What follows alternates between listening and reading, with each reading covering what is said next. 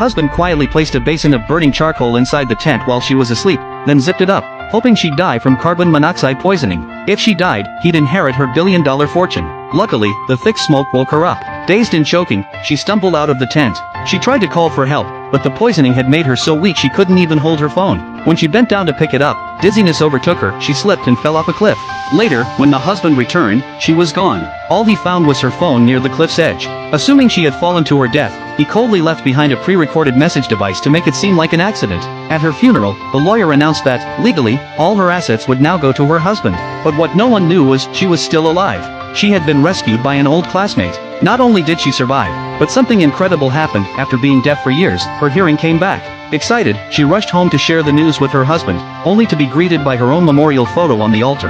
Her husband was stunned to see her alive, quickly pretending that he thought she had died and held the funeral out of grief.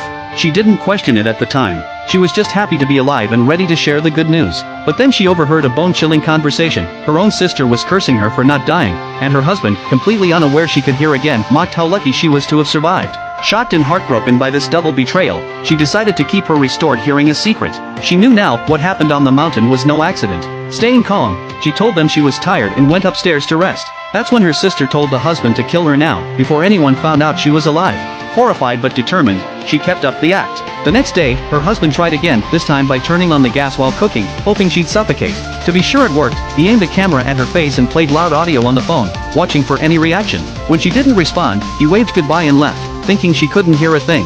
Watching from a distance through the security feed, the husband and the sister saw her calmly sipping coffee. To avoid suspicion, she casually moved her teacup in front of the camera, blocking their view. They rushed back to check on her in person. While they were on their way, she created smoke in the house to trigger the alarm system. When they arrived, the house was filled with choking fumes, and she was unconscious on the floor. They rushed over, pretending to be concerned.